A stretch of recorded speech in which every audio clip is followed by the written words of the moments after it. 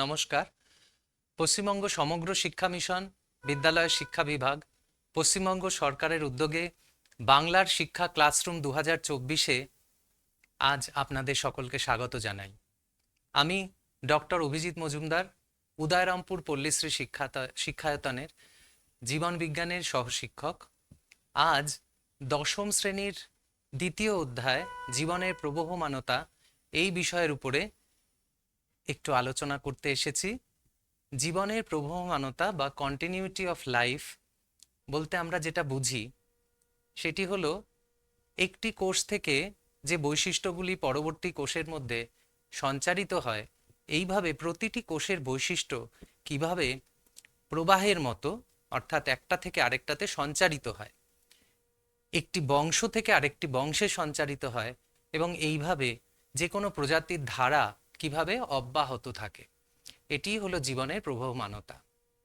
প্রথম 1880 সালে বিজ্ঞানী ফ্লেমিং ইনি স্যালামেন্ডারের কোষ থেকে প্রথম কোষ বিভাজন পর্যবেক্ষণ করেন এবং তারপরে যখন স্লাইডেন এবং সোয়ান বলে দুজন বিজ্ঞানী এরা যখন কোষতত্ত্ব মতবাদ, সেল থিওরি মতবাদ বলেছিলেন, সেখানে তারা বলেন যে প্রত্যেকটি জীবদেহই হচ্ছে কোষ দ্বারা গঠিত এবং সেই কোষগুলো একটা থেকে আরেকটা সৃষ্টি হয়, অর্থাৎ যে কোনো কোষ তার পূর্ববর্তী কোষ থেকেই সৃষ্টি হয়।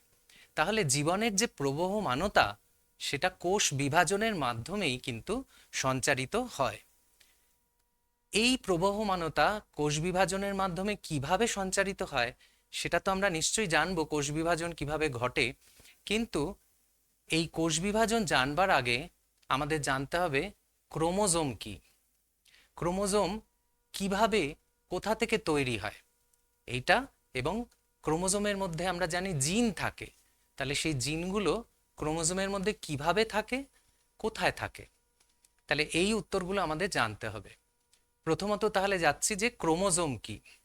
ক্রোমোজোম হচ্ছে কোষের ভিতরে যে নিউক্লিয়াস থাকে আমরা জানি, সেই নিউক্লিয়াসের মধ্যে ক্রোমোজোম তৈরি হয়, নিউক্লিয়াস থেকেই ক্রোমোজোম তৈরি হয়।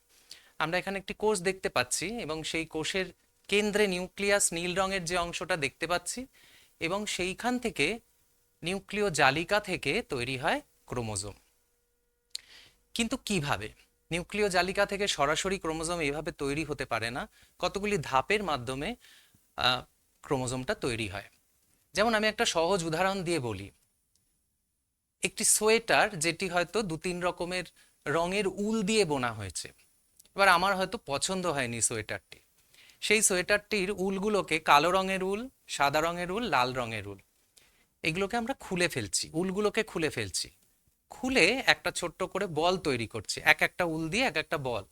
তাহলে 3টে বল তৈরি করলাম, লাল বল, সাদা বল, কালো বল। এই যে বলগুলো তৈরি হলো, এই বলগুলোকে আবার বুনে আমি আরেকটা সোয়েটার বুনলাম, তাহলে সোয়েটার থেকেই বল তৈরি হচ্ছে, আবার সেই বলগুলোকে দিয়ে, সেই উলগুলোকে দিয়ে আবার সোয়েটার তৈরি হচ্ছে। তাহলে এই সোয়েটার থাকা অবস্থায় যে জালটা হয়ে রয়েছে এটা হলো গিয়ে নিউক্লিয় জালিকা। আর যখন কোষ বিভাজন হচ্ছে তখন ওই সোয়েটারটা খুলে যে বলগুলো তৈরি হচ্ছে সেগুলো হচ্ছে ক্রোমোজোম। তাহলে আমরা যদি পুরো কার পরে কি তৈরি হচ্ছে সেটা জানবার চেষ্টা করি, তাহলে দেখব যে সবার আগে আছে নিউক্লিয় জালিকা। নিউক্লিয় জালিকা থেকে তৈরি হচ্ছে ক্রোমাটিন তন্তু বলে কতগুলো সরু সুতো, যেগুলো আমি বলেছিলাম যে সোয়েটারটা খুললে যে সুতোগুলো বা উলগুলো বেরোচ্ছে, আর এগুলো পেঁচিয়ে ছোট এবং মোটা হয়ে তৈরি হচ্ছে ক্রোমোজোম।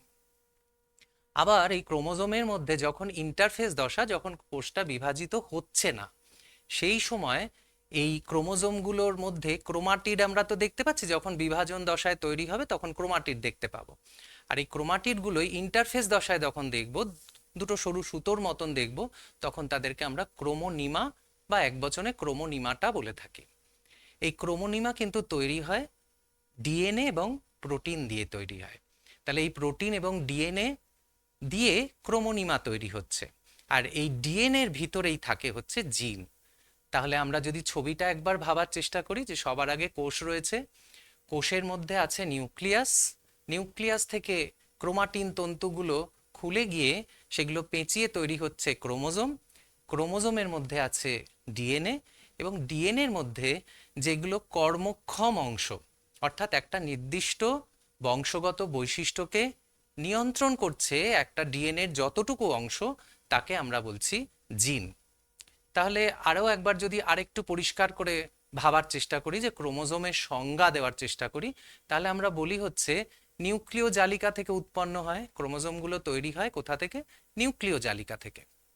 এই নিউক্লিয় জালিকা থেকে আমরা ক্রোমোজোমকে যখন দেখি, তখন তার মধ্যে রং দিলে ক্রোমোজোমগুলো রং নেয়। কোনো জিনিসকে আমরা রং কেন দিই? কারণ হচ্ছে সেটাকে ভালোভাবে মাইক্রোস্কোপের তলায় দেখবার জন্য আমরা রং দিই। তাহলে এই রকম যখন আমরা নিউক্লিয়াসকে রং দিই, তখন সেই ক্রোমোজোমগুলো রঙিন হয়ে ওঠে, এবং ক্রোমোজোমগুলো রং নেয় বলে আমরা এগুলোর নাম ক্রোমোজোম দিয়েছি। ক্রোম কথাটার অর্থ হচ্ছে রং, এবং সোমা কথাটির অর্থ হচ্ছে বডি, তার মানে কালারেবল বডি, অর্থাৎ যাকে রং করা যায় এমন। তাহলে নিউক্লিয় জালিকা থেকে উৎপন্ন রঞ্জিতকরণ যোগ্য সরু সূত্রাকার অংশ, যা ডিএনএ বা বংশগতির একক, ধারক ও বাহক সেটাকে বহন করে, তাকে আমরা ক্রোমোজোম বলছি। আরও একবার বলি, যে নিউক্লিয় জালিকা থেকে উৎপন্ন রঞ্জিতকরণ যোগ্য যে সমস্ত সরু সূত্রাকার অংশ, যা বংশগতির ধারক ও বাহক হিসেবে কাজ করে, তাকে আমরা ক্রোমোজোম বলছি। তাহলে এই ক্রোমোজোমের মধ্যে কি কি অংশ থাকে, ক্রোমোজোমের স্ট্রাকচারটা বা বহির্গঠনটা আমরা এখন দেখার চেষ্টা করি। ক্রোমোজোমের মধ্যে যে দুটি প্রান্ত থাকে, সেই দুটি প্রান্তকে আমরা টেলোমেয়ার বলি। আর ক্রোমোজোমের মধ্যে যে দুটো নীল রঙের অংশ দেখা যাচ্ছে, এই নীল অংশ দুটিকে আমরা বলি ক্রোমাটিড। তাহলে এই যে দুটো ক্রোমাটিড, সেই দুটো মাঝখানে একটা কমলা রঙের অংশের সঙ্গে যুক্ত আছে, এই এই অংশটাকে আমরা সেন্ট্রোমিয়ার বা মুখ্য খাঁজ বলছি। এই মুখ্য খাঁজ অঞ্চল থেকে ক্রোমোজোমটা কিন্তু দুদিকে বিস্তৃত থাকে। মুখ্য খাঁজটা যদি একদম ক্রোমোজোমের মাঝখানে থাকে, তাহলে ওপরের অংশ এবং নিচের অংশ দুটোর লেন্থ বা দৈর্ঘ্য সমান হয়। কিন্তু আমরা এই যে ছবিটা দেখছি, এখানে কিন্তু একটা ছোট এবং একটা বড় অংশ তৈরি হয়েছে। যেটা ছোট অংশ সেটাকে আমরা ছোট বাহু বলি, আর যেটা বড় অংশ সেটাকে বলছি বড় বাহু। তাহলে ক্রোমোজোমের এই দুটো বাহু সমানও হতে পারে যদি সেন্ট্রোমিয়ারটা ঠিক মাঝখানে থাকে, অথবা অসমান হয় যখন সেন্ট্রোমিয়ারটা কোনো একটা দিকে একটু সরে থাকে। তাহলে ক্রোমাটিড দিয়ে ক্রোমোজোম গঠিত। ক্রোমাটিড দুটো যেখানটাতে খাঁজ সৃষ্টি করে পরস্পরের সঙ্গে জোড়া থাকছে, সেইটাকে আমরা বলছি মুখ্য খাঁজ বা প্রাথমিক খাঁজ, বা সেটাকেই সেন্ট্রোমিয়ার বলছি। এই সেন্ট্রোমিয়ারের উপরে একটি চাকতি থাকে, গোলাকার চাকতি থাকে, যেটাকে আমরা বলি কাইনেটোকোর। তার সেইখানটাতেই কিন্তু ক্রোমোজোমটা, ওই ক্রোমাটিড দুটো যুক্ত থাকে। এবারে আমরা দেখব ক্রোমোজোমের, তাহলে শিখলাম যে মাঝখানে যেখানটাতে ক্রোমোজোমের বাহু দুটো যুক্ত থাকছে, ক্রোমোজোমের ক্রোমাটিড দুটো যুক্ত থাকে, সেটাকে সেন্ট্রোমিয়ার বলছি। সেন্ট্রোমিয়ার নিয়ে আমি আরো ডিটেলে একটু পরে বলবো। সেন্ট্রোমিয়ার দুটো যাকে যুক্ত রাখে, যে দুটো বাহুকে, মানে যে দুটো অংশকে, সরু সুতোর মতন অংশকে যুক্ত রাখে, সেগুলোকে আমরা ক্রোমাটিড বলছি। ক্রোমাটিড আর সেন্ট্রোমিয়ার ছাড়াও ক্রোমোজোমের মধ্যে এই মুখ্য খাঁজ ছাড়া, হলুদ অংশটা যেটা, সেটা তো মুখ্য খাঁজ। এছাড়াও যদি ক্রোমোজোমের অন্য কোথাও অন্য কোনো খাঁজ দেখতে পাওয়া যায়, তাহলে তাকে আমরা গৌণ খাঁজ বলে থাকি। এই ক্রোমোজোমের একদম প্রান্তীয় অংশকে বলা হয় টেলোমিয়ার। কোনো একটা ক্রোমোজোমের দুটো দিক রয়েছে, দুটো প্রান্ত রয়েছে, সেই প্রান্তগুলোকে আমরা টেলোমিয়ার বলি। প্রত্যেকটা ক্রোমোজোমের স্বাতন্ত্র্য বজায় রাখে হচ্ছে এই টেলোমিয়ার। অর্থাৎ একটা ক্রোমোজোম আরেকটা ক্রোমোজোমের সঙ্গে জুড়ে যাবে না, এটা মানে এটাকে কন্ট্রোল করে, নিয়ন্ত্রণ করে হচ্ছে টেলোমিয়ার। এবং এই টেলোমিয়ারের আরও একটা জিনিস নিয়ন্ত্রণ করে, সেটা হচ্ছে যে একটা কোষের মৃত্যু বা অ্যাপপ্টোসিস, অর্থাৎ কোষটা একটা নির্দিষ্ট সময় পরে যে তার বার্ধক্য হবে এবং কোষটা মারা যাবে, এই যে বিষয়টা, এটাকেও নিয়ন্ত্রণ করে কিন্তু টেলোমিয়ার। টেলোমিয়ার ছাড়া আছে হচ্ছে গিয়ে ক্রোমোজোমের মধ্যে এই যে দুটো ক্রোমাটিড দেখলাম, এই ক্রোমাটিড দুটো একটা ধাত্রের মধ্যে অবস্থান করে, এবং সেটা একটা পেলিকাল আবরণ দ্বারা আবৃত থাকে বলে আগে বিজ্ঞানীরা এরকম মনে করতেন। কিন্তু পরবর্তীকালে যখন ইলেকট্রন মাইক্রোস্কোপ আবিষ্কার হয়, তখন কিন্তু এরকম পেলিকাল ও ধাত্রের উপস্থিতি লক্ষ্য করা যায়নি। এছাড়া ক্রোমোজোমের টেলোমিয়ার অঞ্চলে একটা বাল্বের মতন ফোলা অঞ্চল দেখতে পাওয়া যায়, অংশ দেখতে পাওয়া যায়। এই বাল্বের মতো ফোলা অংশটিকে আমরা বলি হচ্ছে গিয়ে স্যাটেলাইট বডি। স্যাটেলাইট বডি কিন্তু সমস্ত ক্রোমোজোমে থাকে না। যে ক্রোমোজোমগুলোতে স্যাটেলাইট বডি থাকে তাদেরকে স্যাট ক্রোমোজোম বলা হয়। মানুষের ক্ষেত্রে 13, 14, 15, 21 এবং 22 এই ক্রোমোজোমগুলো সমস্ত স্যাট ক্রোমোজোম। এবং এই স্যাটের পুরো নাম হচ্ছে গিয়ে সাইন অ্যাসিডো থাইমোনিউক্লিনিকো। এই স্যাট থাকার একটা সুবিধে আছে, সেখানে আমরা রিপিটেটিভ ডিএনএ দেখতে পাই। আর আমরা ঠিক গৌণখাঁজ অঞ্চলে যে একদম পাশের যে বাল্বের মতন যে স্যাটেলাইট অংশটা, সেটার ঠিক পাশেই যে গৌণখাঁজ অঞ্চলে সেখানের যে ডিএনএ, সেখানে আমরা আর ডিএনএ দেখতে পাই, রাইবোজোমাল ডিএনএ বলা হয় তাকে। এবং এই আর ডিএনএ রাইবোজোমাল আরএনএ তৈরি করে অথবা নিউক্লিওলাস তৈরি করে। তাই এই অঞ্চলটাকে, ওই গৌণখাঁজ অঞ্চলটাকে বলা হয় নিউক্লিওলার অর্গানাইজিং রিজিয়ান বা নড বলা হয়। তাহলে আমরা ক্রোমোজোমের বহির্গঠন সম্পর্কে জানতে পারলাম। আমি বলেছিলাম যে ক্রোমোজোমের দুটি যে ক্রোমাটিড, সেইটি মাঝখানে যে অংশে যুক্ত থাকে সেটাকে আমরা সেন্ট্রোমিয়ার বলছি। এই সেন্ট্রোমিয়ার অনুসারে কিন্তু আমরা ক্রোমোজোমকে দুদিক থেকে শ্রেণীবিভক্ত করতে পারি। প্রথমত হচ্ছে গিয়ে কটা সেন্ট্রোমিয়ার আছে, তাহলে একটা হচ্ছে সংখ্যা অনুসারে শ্রেণীবিভাগ। সেই অনুসারে যদি একটিও সেন্ট্রোমিয়ার না থাকে তাহলে সেই ক্রোমোজোমকে আমরা আসেন্ট্রিক ক্রোমোজোম বলছি। যদি একটি মাত্র সেন্ট্রোমিয়ার থাকে তাহলে মোনোসেন্ট্রিক ক্রোমোজোম। যদি দুটি সেন্ট্রোমিয়ার থাকে ডাইসেন্ট্রিক ক্রোমোজোম বলা হয় তাকে।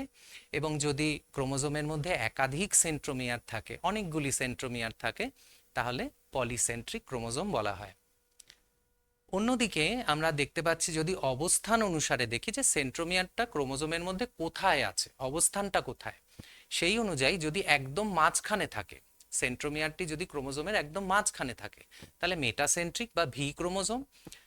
সেন্ট্রোমিয়ারটা মাঝখান থেকে যদি একটু সরে থাকে কোনো একটা সাইডে তাহলে সাব মেটাসেন্ট্রিক ক্রোমোজোম বলা হয়, এল ক্রোমোজোম আমরা বলি তাকে। আরও একটু যদি কোনো প্রান্তের দিকে সরে যায় তাহলে অ্যাক্রোসেন্ট্রিক জে ক্রোমোজোম। এবং একদম যদি প্রান্তে থাকে তাহলে তাকে টেলোসেন্ট্রিক ক্রোমোজোম বা আই ক্রোমোজোম বলা হয়। তাহলে এইভাবে আমরা দেখলাম যে সেন্ট্রোমিয়ারের উপস্থিতি এবং অবস্থান এই দুটো অনুসারে কিন্তু ক্রোমোজোমকে আমরা এইভাবে নানা রকম ভাগ দেখতে পাই। এখন ক্রোমোজোম কিন্তু শুধুমাত্র কোষ যখন বিভাজিত হয় সেই সময় কিন্তু তৈরি হয়।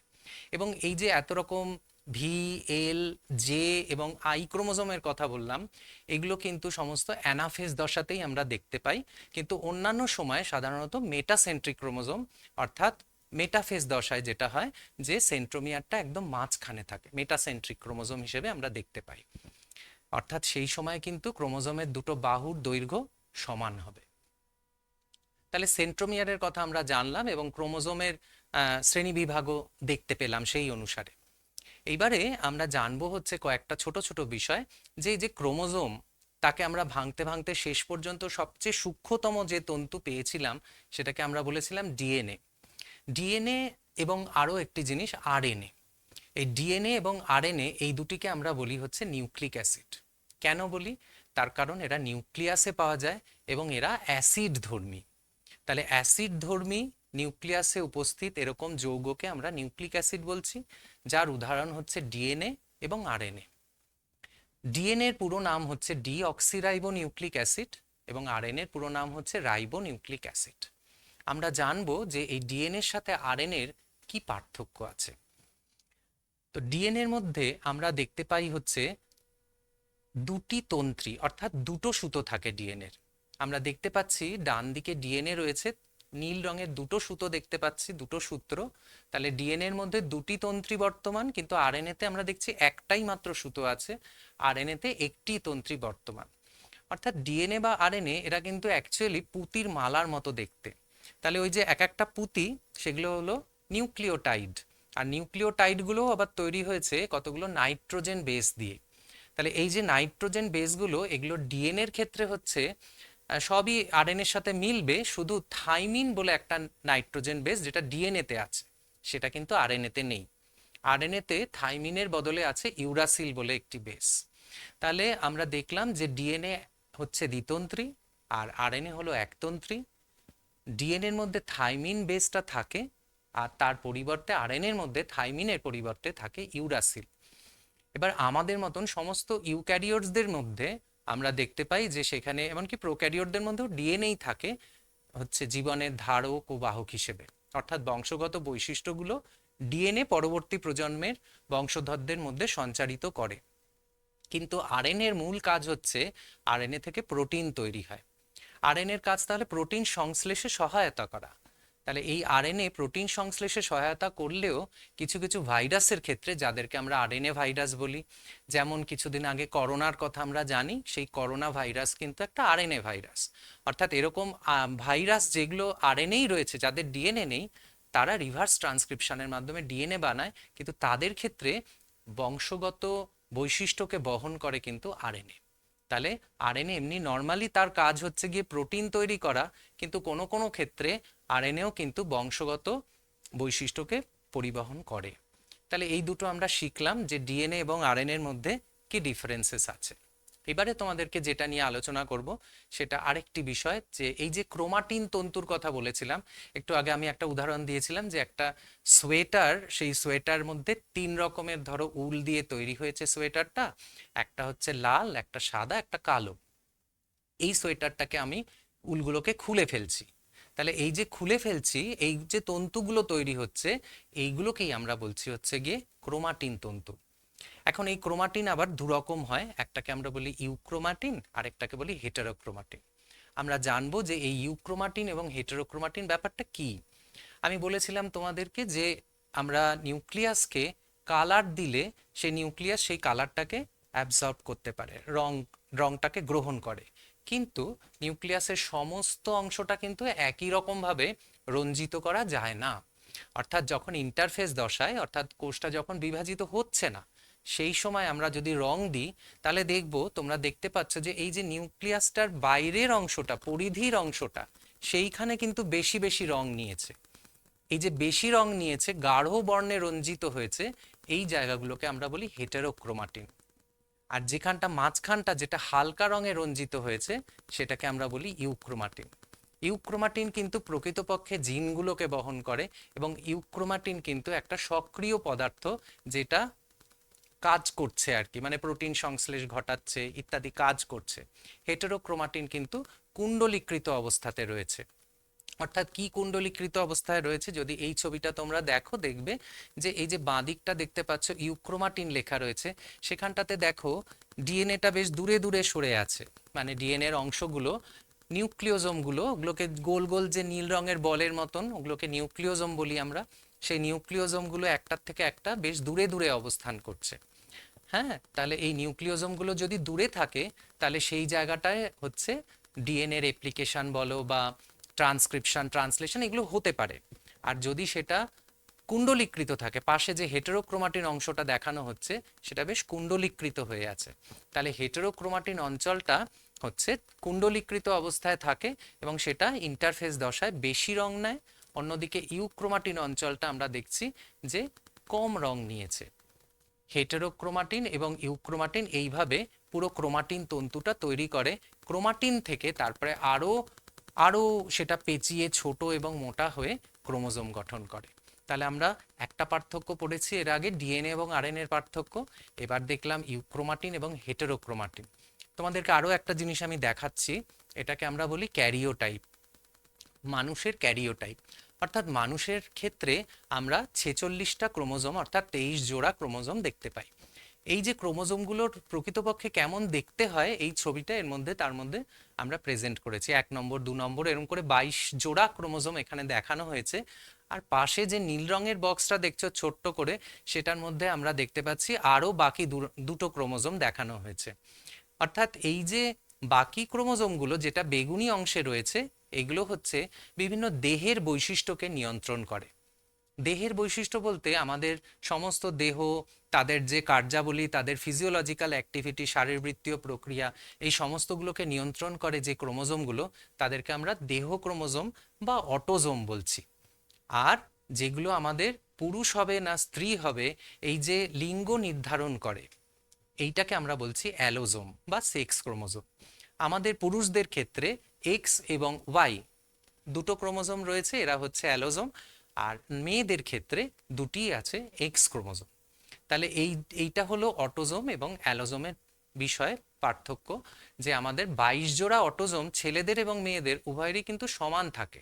শুধু অ্যালোজোমের ডিফারেন্সটা হয়, পার্থক্যটা হয় পুরুষদের ক্ষেত্রে এক্স এবং ওয়াই এই অ্যালোজোম এটা থাকে, আর মেয়েদের ক্ষেত্রে দুটোই এক্স অ্যালোজোম বা সেক্স ক্রোমোজোম দেখতে পাওয়া যায়। এবারে আমি যাব হচ্ছে যে কোষ বিভাজন। কোষ বিভাজন কাকে বলে? আমরা ক্রোমোজোমের গঠন নিয়ে এতক্ষণ আলোচনা করলাম, এবার শিখব যে কোষ বিভাজন অর্থাৎ মাতৃকোষ যেটা থেকে তৈরি হতে চলেছে সেটাকে আমরা বলছি হচ্ছে মাতৃকোষ।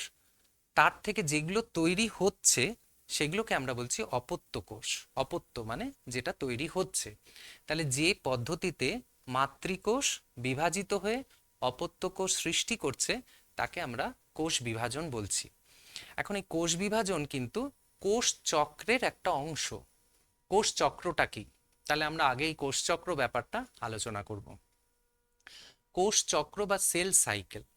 কোষ চক্র হচ্ছে কোষের বৃদ্ধি এবং বিভাজন যে চক্রাকার পথে আবর্তিত হচ্ছে তাকে কোষ চক্র বলছি। কোষ চক্রের দুটো ধাপ থাকে। একটা সময় যখন কোষের বিভাজন হচ্ছে না সেটাকে ইন্টারফেজ বা অন্তর্বর্তী দশা বলা হচ্ছে। ইন্টারফেজের আবার G1, এস এবং G2। জি মানে হচ্ছে গ্রোথ, তাহলে গ্রোথ 1, এস মানে সংশ্লেষ এবং G2 মানে গ্রোথ 2। এই তিনটে দশা হচ্ছে ইন্টারফেজ, যেটা ম্যাক্সিমাম সময় নিচ্ছে। এছাড়া বিভাজন দশা বা মাইটোটিক ফেজ আছে, সেটা আবার চারটে উপদশায় বিভক্ত থাকছে। একটা হচ্ছে গিয়ে প্রোফেজ, মেটাফেজ, অ্যানাফেজ এবং টেলোফেজ। অর্থাৎ সমস্ত কোষচক্রটাকে যদি আমরা আরেকটু পরিষ্কার করে বুঝতে চাই তাহলে আমি বলবো যে এই ছবিটির দিকে তোমরা দেখো, যেখানে তোমরা দেখতে পাচ্ছ যে কোষের চক্রের একটা সময় জুড়ে পুরোটাই কোষটা কিন্তু বিভাজিত হচ্ছে না, সেই সময় কোষটা বড় হচ্ছে, ছোট থেকে আস্তে আস্তে বড় হচ্ছে।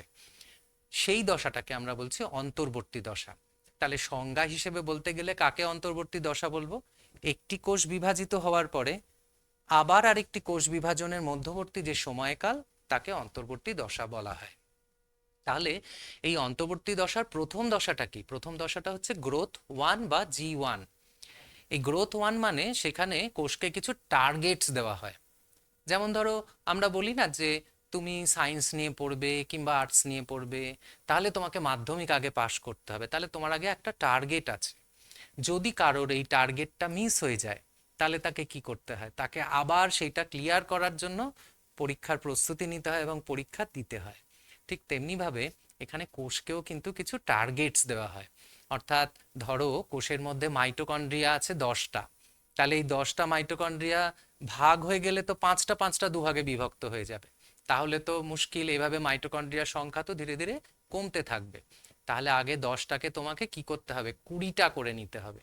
তাহলে এই G1 দশাতে অঙ্গাণুর যে সংশ্লেষ, অঙ্গাণু যে সৃষ্টি হবে সেটা ডাবল পরিমাণে বা অঙ্গাণুর দ্বৈতকরণ হয়। দ্বৈতকরণ মানে ডুপ্লিকেশন বা ডাবল করে নেওয়া। যে কটা অঙ্গাণু আছে, যে কটা যে পরিমাণে আছে, সেই পরিমাণটা অক্ষুণ্ণ থাকতে গেলে অপত্য কোষের মধ্যে, তাহলে তার পরিমাণটাকে আগে ডাবল করে নিতে হবে।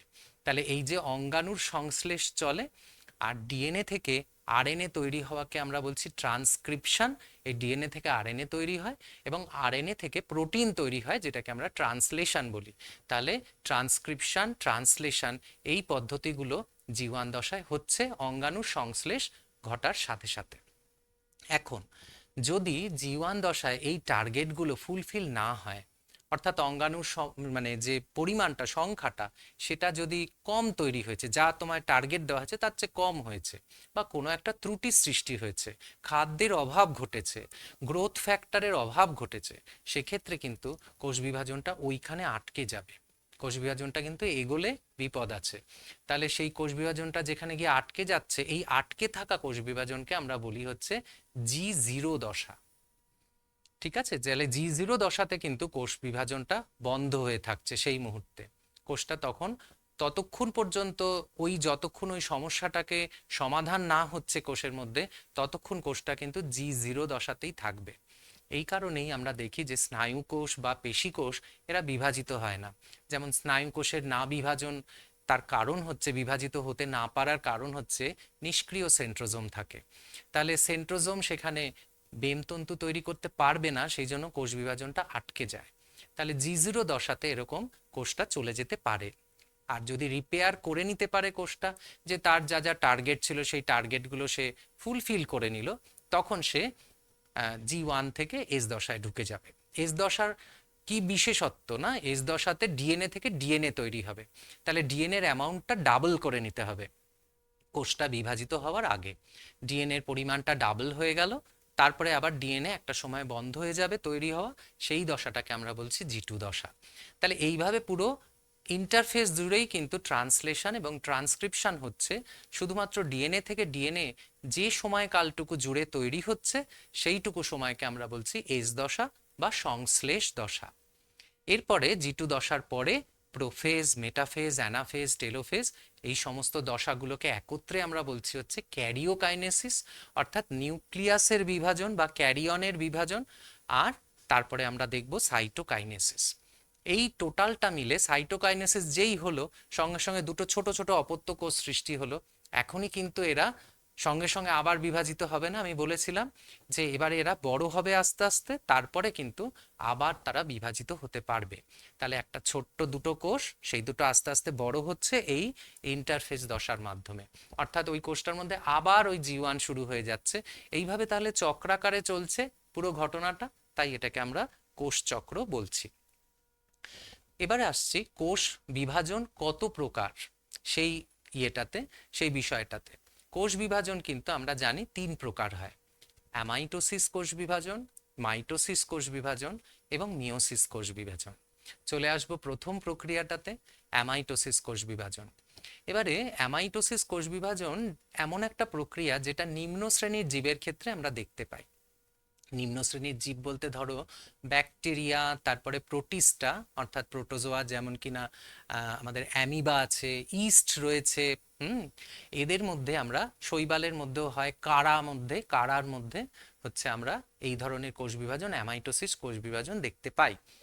এখন অ্যামাইটোসিস কোষ বিভাজনের ক্ষেত্রে কি হয় সেই ঘটনাটা আমি তোমাদের কাছে দেখাচ্ছি।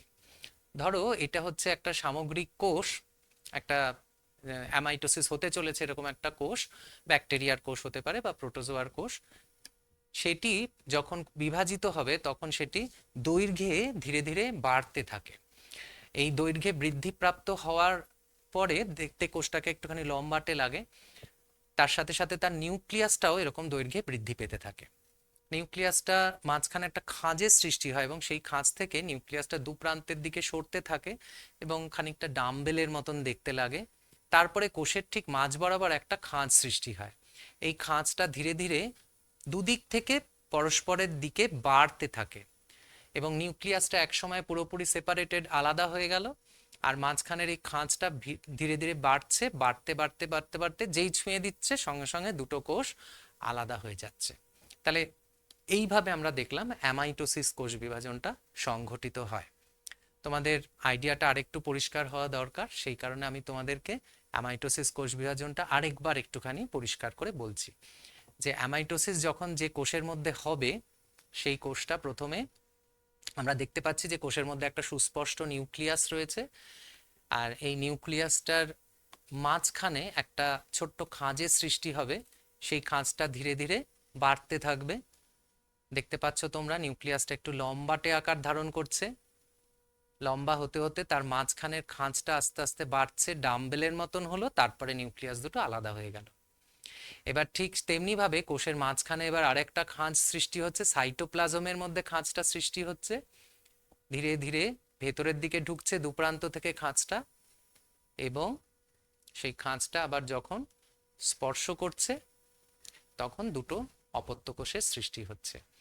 এই অ্যামাইটোসিসের মাধ্যমে কিন্তু তাহলে আমরা দেখলাম যে কোনো রকম ক্রোমোজোম কিচ্ছু গঠিত হলো না। এখানে সরাসরি কিন্তু নিউক্লিয়াসটা মোটামুটি দুটো সমান অংশে বিভক্ত হয়ে গেল এবং কিছুই তৈরি হলো না এখানে, না বেমতন্তু তৈরি হলো, না সেন্ট্রিওলের কোনো ব্যাপার, কিছুই নেই। তাহলে সরাসরি বিভাজন হলো বলে এই ধরনের কোষ বিভাজনকে আমরা বলি, অ্যামাইটোসিসকে বলি হচ্ছে প্রত্যক্ষ বিভাজন। তাহলে প্রত্যক্ষ বিভাজন মানে সরাসরি যেখানে নিউক্লিয়াসটা দুটো ভাগে বিভক্ত হয়ে যাচ্ছে। তাহলে বোঝা গেল যে আমাদের আজকের এই পর্যন্ত আমরা কি কি শিখলাম। অর্থাৎ ক্রোমোজোমের গঠন শিখলাম, ক্রোমোজোম দেখতে কিরকম এবং সে কোথা থেকে গঠিত হয়, নিউক্লিয় জালিকা থেকে। আমার পুরনো কথা অনুযায়ী সোয়েটারের উল খুলে ফেললাম, সেগুলো হলো গিয়ে ক্রোমাটিন তন্তু, আর উলগুলো দিয়ে আবার একটা বল করে ফেললাম, এরকম যতগুলো রঙের উল ততগুলো বল, ওই এক একটা বল হচ্ছে ক্রোমোজোম। তারপরে সেটা দিয়ে আবার একটা সোয়েটার বোনা হলো, সেটা হলো আবার একটা নতুন কোষে নিউক্লিয় জালিকা। তাহলে যখন কোষটা বিভাজিত হচ্ছে তখন নিউক্লিয় জালিকার প্যাঁচ খুলে ক্রোমোজোম তৈরি হয়ে যাচ্ছে। আবার যখন কোষটা ইন্টারফেজে ঢুকছে তখন সেইগুলো পেঁচিয়ে আবার নিউক্লিয় জালিকা হিসেবে থাকছে। তাহলে সবচেয়ে সরলতম কোষ বিভাজন অ্যামাইটোসিস কিভাবে হয় সেটা বলেই আমি এই পর্ব শেষ করলাম। নমস্কার।